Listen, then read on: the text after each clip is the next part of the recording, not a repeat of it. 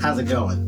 So, as you can see, I am not in my usual studio. I'm at home. I didn't have time to do it during the week like I usually do. Stop in at the church to shoot it at the studio at the church.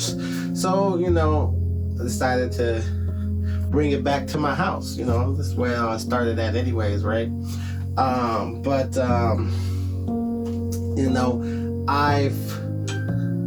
just got back from Chicago, right? And as I'm in Chicago, I'm driving through Chicago. Now, this is my second time in Chicago. I do not like how they drive. They drive, it irritates me. I don't know how they do it, but I can't do it. I can't do it. But I'm on the highway in Chicago, right? And we're at a standstill. Apparently, according to Google Maps, it was an accident. So we're slowly creeping. As we creep, you have the exit lanes, right? Where you then exit the highway, right? Now, they lay these exits out so in advance what's coming. When you have cities like Chicago, it's not as spread out like it is here in Toledo. Like Toledo, it tells you, hey, 2 miles, you gotta exit.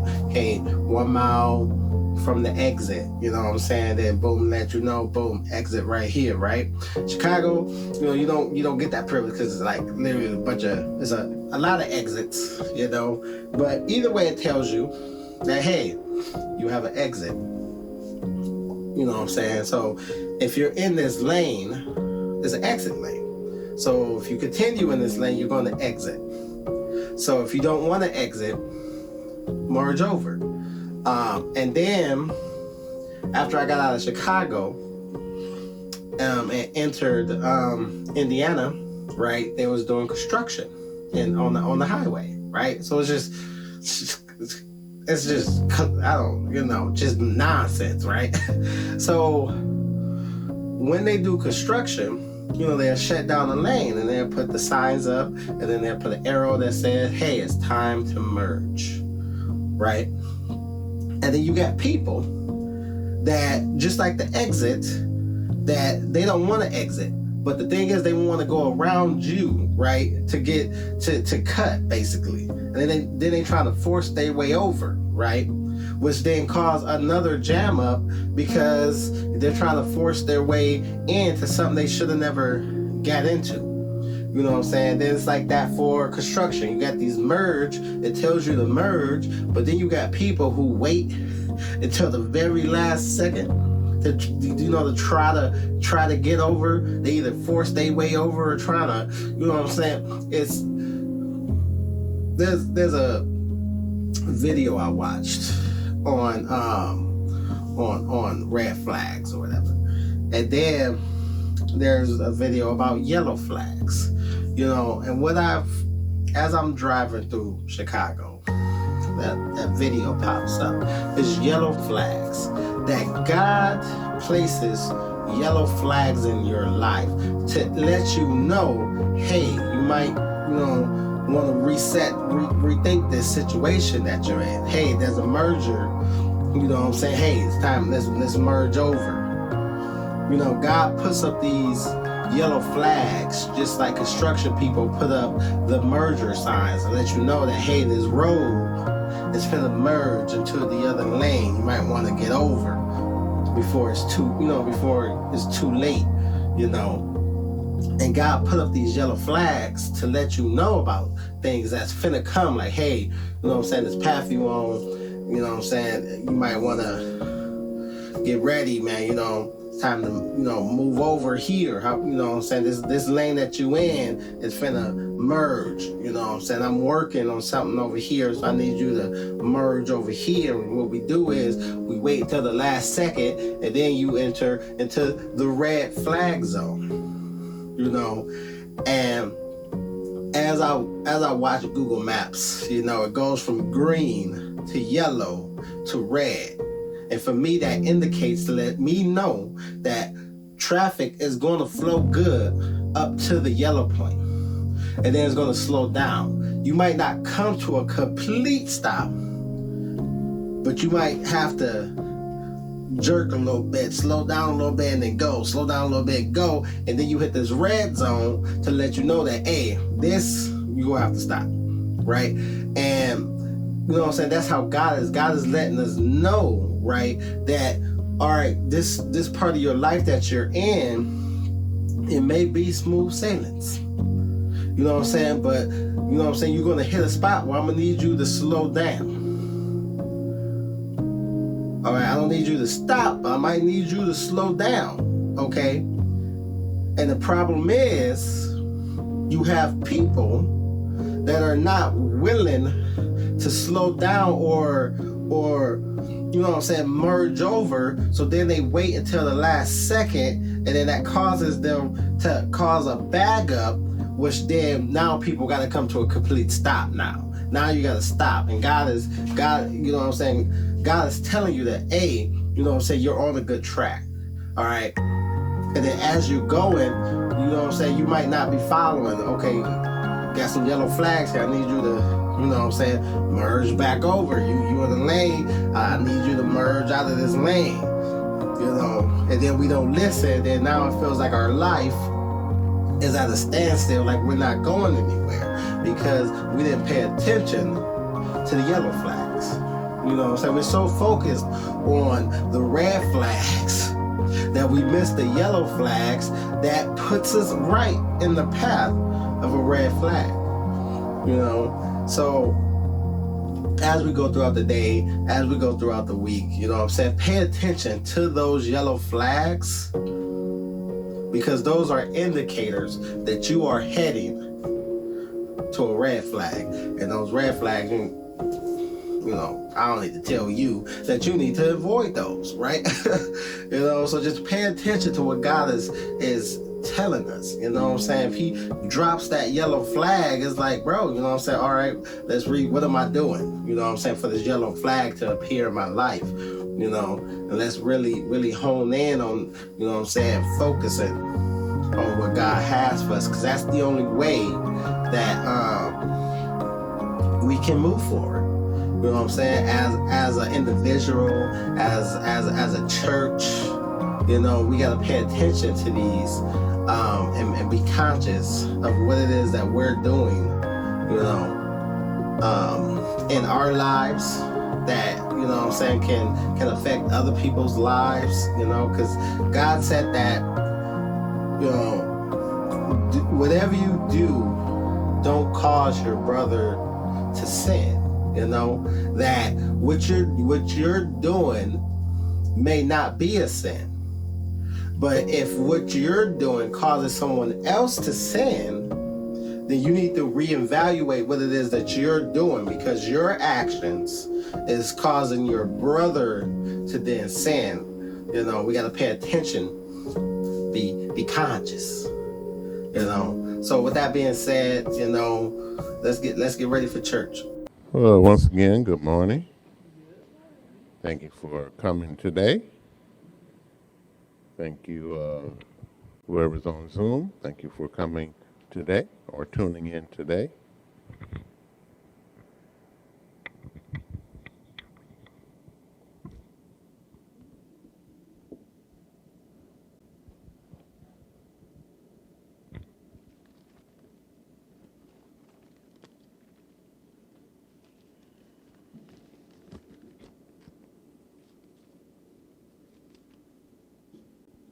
Well, yeah, I had to come up with something yesterday evening, before I hit the sack, and came up with this, that we should be really concentrating or really focusing on doing daily, and that's dying. We die daily. In 1 Corinthians 15:31. Let's go to 1 Corinthians 15:31. you mean by dying daily, Coach?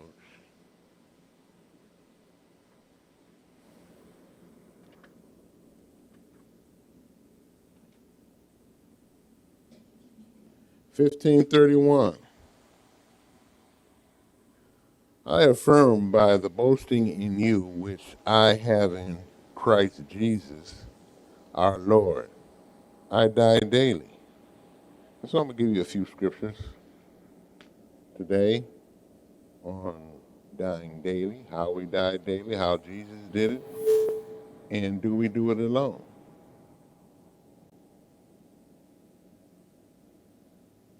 What did I, for myself, fought against daily? I fight against another fight, and that's my sin, my iniquities. I fight against that, and God wants us to fight a good fight, and He wants us to run a good race. As we fight against lust, flesh, selfishness, selfish ambitions, uncleanliness, and all sins. So in Galatians 5:16, let's go to Galatians 5:16.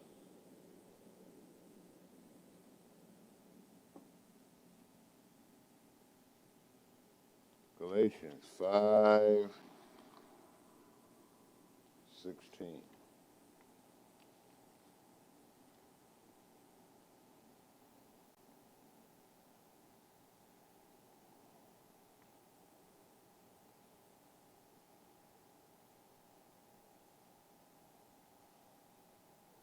I say then, walk in the Spirit, and you shall fulfill the lust. You shall not fulfill the lust of the flesh. Amen. Knowing that I die daily with Christ. I'm dying with Christ this morning. I'm going to die tomorrow. It's a process that we have to continue to carry on in our spiritual life. So we don't fulfill the lust of the flesh. And you know how the flesh can be, and how lust has sometimes encompassed our mind, heart, and soul. I am putting to death things that I gave into. Have you put to death the things that you have gave into? And we have given into a lot of things in our lives, a lot of sin, a lot of iniquities in our lives.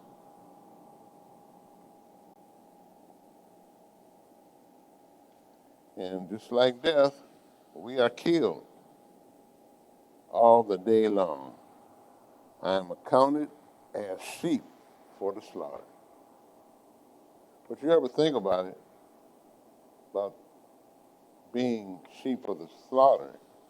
Remember, Jesus is our sacrificial lamb, right?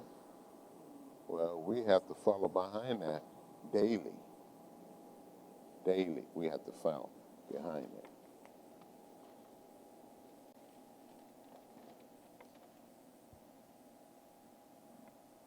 Resurrection from death. So when we die, Jesus said you're going to be resurrected.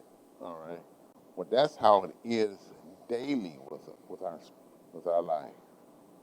Right. We repent. We bring to light things that we're doing. We confess to enter into the resurrection, to be lifted up with God, to come anew. All right. Burying that old man that's been hampering throughout our lives, and raising up into a new creation. Let's go to Romans chapter 8. Romans chapter 8.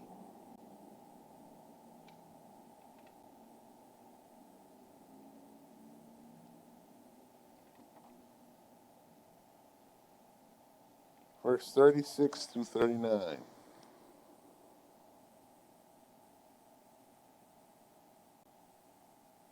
It is written, "For your sake we are killed all day long. We are counted as sheep for the slaughter. Yet in all these things we are more than conquerors through him who loves us. For I am persuaded that neither death nor life, nor angels, nor principalities, nor powers, nor things present, nor things to come, nor heights or depths, nor any other created thing shall be able to separate us from the love of God, which is Christ Jesus." So we're not going to be separated from them. We're not going to be separated at all to them, from them. We're going to be right there for them. All right?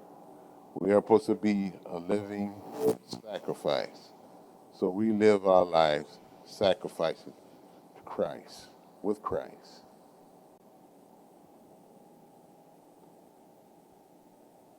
In Luke 9:23, let's go to Luke 9:23.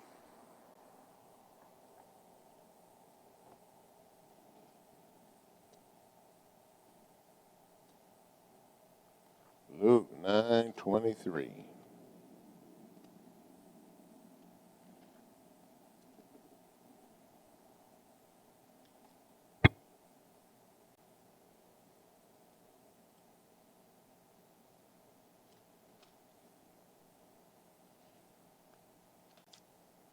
Jesus has something to say about this.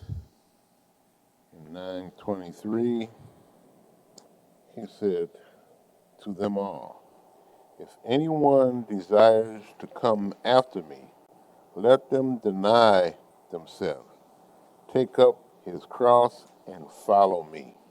So, what he's saying, deny. When we deny ourselves, we're burying ourselves to our sins. We're telling our sins are dead, but we're going to be raised up with Christ and be in his fold for the rest of our lives. Our lives, our spiritual life, our Christian life is based upon us dying daily.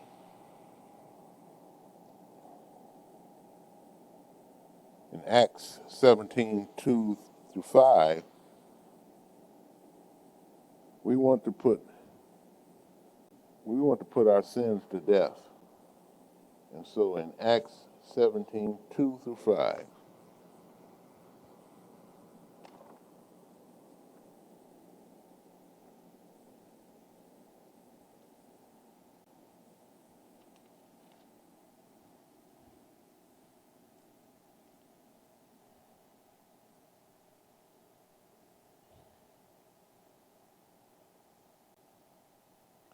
Acts 17:2 to 5, then Paul, as his custom was, went to them for 3 Sabbath reasons with them from the scriptures, explaining and demonstrating the Christ had suffered and raised again from the dead, and said, "This Jesus whom I preach to you is the Christ." And some of them were persuaded, and great multitudes were devoted Greeks, and a few of leading women, and joined Paul and Silas. So we are persuaded to follow Jesus in death, but we're also going to be raised from the resurrection of life with him. God wants to put to death things that torments our heart daily. I must fight a good fight daily. I must repent from the things of wrong thoughts daily. In other words, we're trying to putting all those things to death, burying them. My faith works daily, not yesterday, not tomorrow, but daily I die of sin.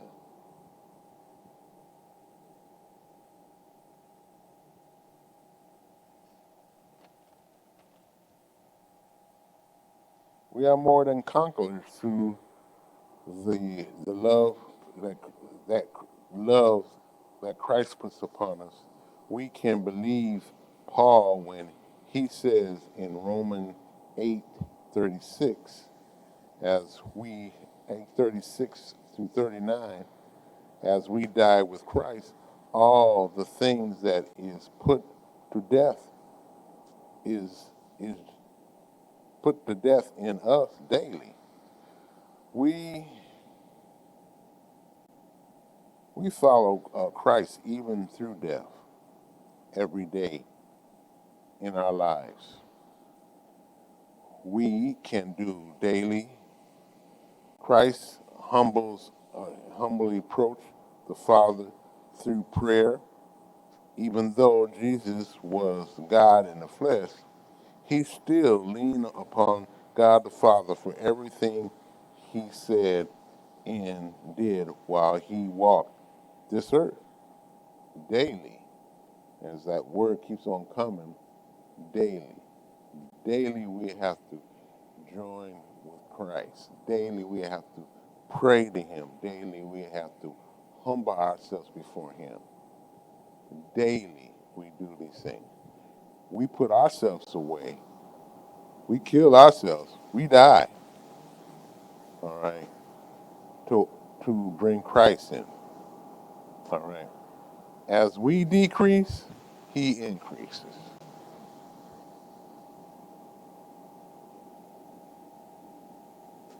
And there's three ways to do daily, what you should do daily. One, you should pray daily. All right. Two, you should be obedient and submit to Jesus. In other words, surrender yourself. All right. Put yourself down and lift him up. All right. We die daily.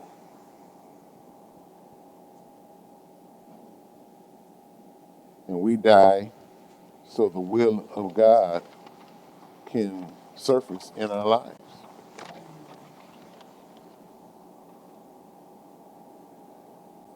We should die daily to be submitted and to be killed all day long, to commit our lives to God while will to God's will surrender. Jesus did not come to be served. That was the third one. As we came into this community already, not to be served, but to serve. And this is our life that Jesus wants us to have as we bury ourselves into the ground. We raise ourselves up to serve other people, as Jesus did, as Jesus did. In Luke 9:23, Luke 9:23, let's go there.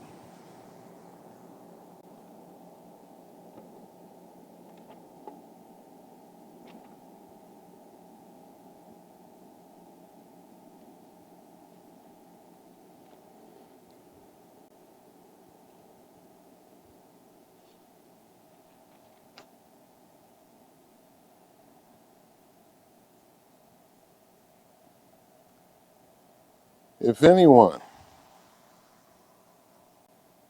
I think I wrote this already, but I'm going to do it again, desires to come after me, let him deny himself, take up his cross daily, and follow me. So you're going to take up your cross daily and follow Christ. All right, and we have many crosses to bear, right? in our lives. In Galatians 2:20, Christ says, or Paul says, I have been crucified with Christ. It is no longer I who lives, but Christ who lives in me. And so that's the main thing. That's the ultimate way of living in our lives. Allow Christ to live in you. But to allow Christ to live into you, something has to die. Something has to be buried.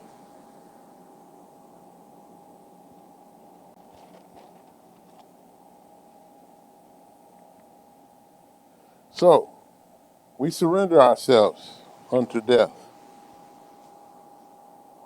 or we're crucified with Christ.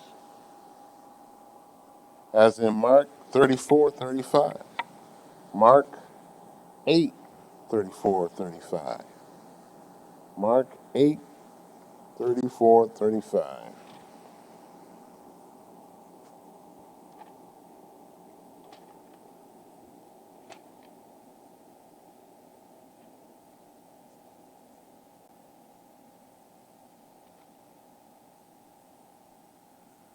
Mark 8:34-35.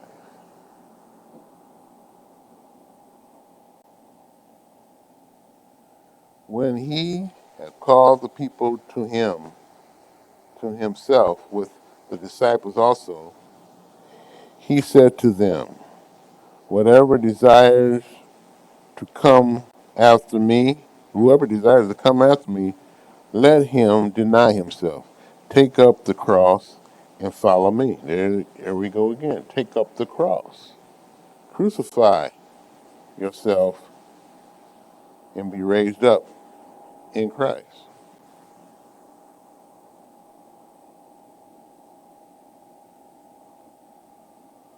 We have to do something else in our lives, and we're going to have to resist Satan. So we have to bury him too in our lives.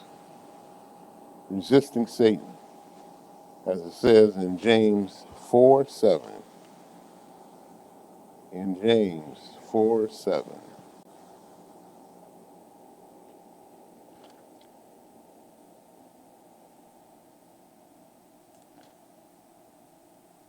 James 4:7 says, therefore submit to God, resist the devil, and he will flee from you.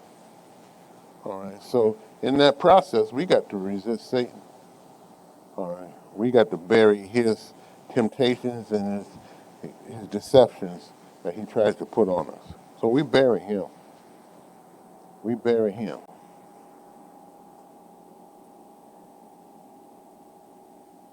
And in Galatians 2:20, once again, it says, I am crucified with Christ, that he lives in me daily.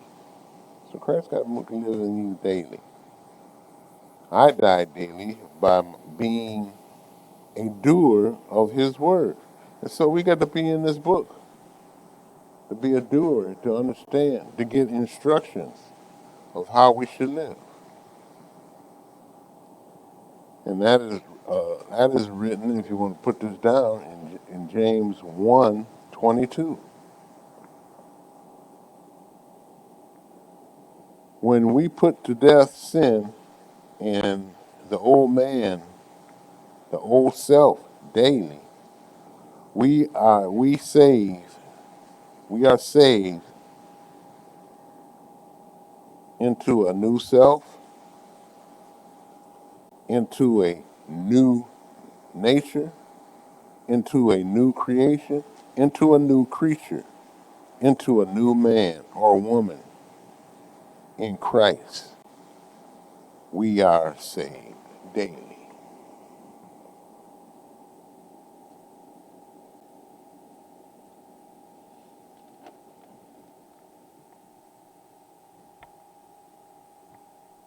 We die daily as it is written in Romans 6:11.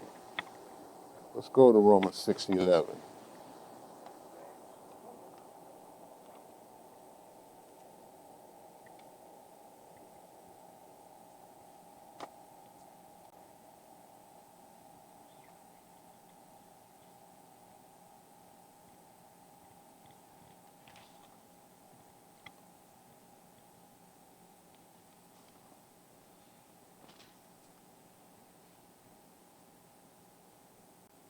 Romans 6:11.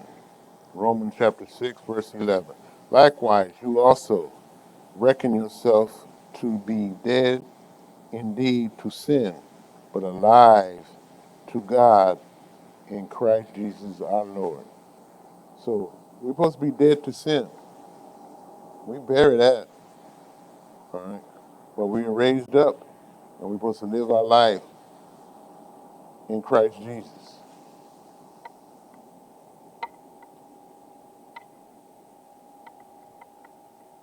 So I got down here, count yourself dead to sin, but alive to God in Christ Jesus. And that's how our life should be lived. Day in and day out, that's how our life should be lived. There should be always something in our spiritual life that is hampering our spiritual growth. And so we try to kill it. We try to kill it right then and there. It should die. So we have certain instances in studying in the attitude of surrendering, all right, and accepting Christ's crucifixion and imitating Christ in our lives. He died and he was raised all righty. We die and we raise, but we're always raised with something new in our lives, something new. We're developing to become a new creation. So to conclude, we follow Christ unto death. In Colossians 2, we'll go to Colossians 2:20. Colossians 2:20.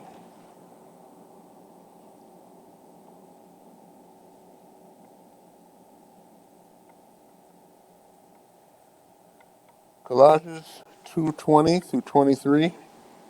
Therefore, if you die with Christ from the basic principles of the world, why, as though living in one, do you subject yourself to regulations? 21. Do not touch, do not taste, do not handle. 22. When all concern things that perish with the using according to the commandments and the doctrines of men. These things indeed have an appearance of wisdom and self-imposed religion. False humility regulates the body, but are no value against indulgence of the flesh. So in Colossians 2:20, we are supposed to die daily, knowing that Christ is that we're going to die with Christ daily, and as He's teaching us and develop in our Christian life. But we have to die. We have to put those things to rest. We die daily to put away sin in our lives and in following Christ in crucifixion. And then following Him in a resurrection into eternal life. Now understand, we are following Him. We are following Him into resurrection, into eternal life. All right. This life that we are living right now is temporary, but we are preparing our thoughts, our mind, our soul, our salvation. We are preparing all those things throughout our lives to be raised up with Jesus Christ and to become a new creation, an eternal creation that will lead us into eternal life. Amen.